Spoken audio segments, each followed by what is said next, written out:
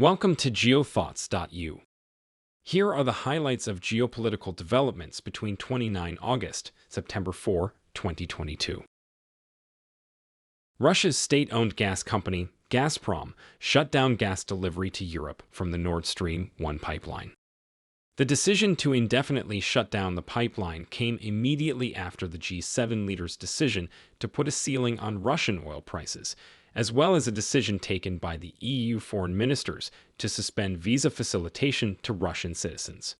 Yet it could also be perceived as a countermove against the Western sanctions imposed on Russia after her invasion of Ukraine.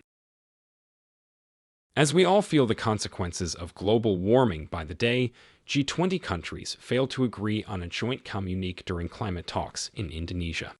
The disagreements were mainly around the language used on climate targets and the ongoing war in Ukraine. All this once again proves that the importance of climate change is far from sincere when compared to other geopolitical matters. The United Nations Human Rights Commission published a report regarding the human rights abuses against Uyghur Muslims in Xinjiang province of China.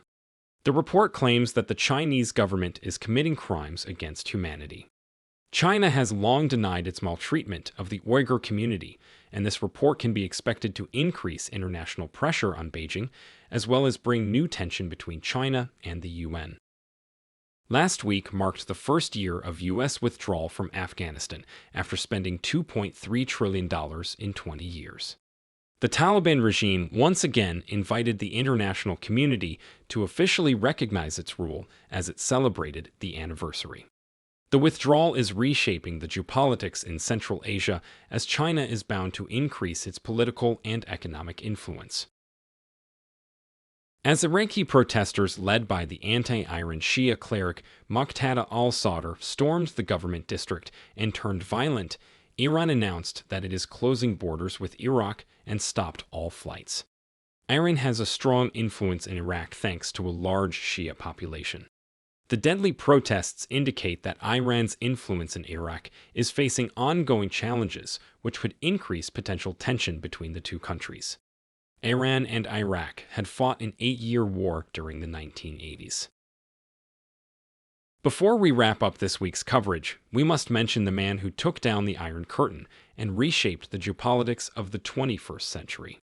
Mikhail Gorbachev, the last president of the Soviet Union, passed away at the age of 91. We have reached the end of our second video covering August 29, September 4. Every Monday, we are delivering the highlights of the passing week's important geopolitical developments from across the world. Thank you for watching. For more information about us, you can visit geothoughts.u. And if you are on Twitter, don't forget to follow us.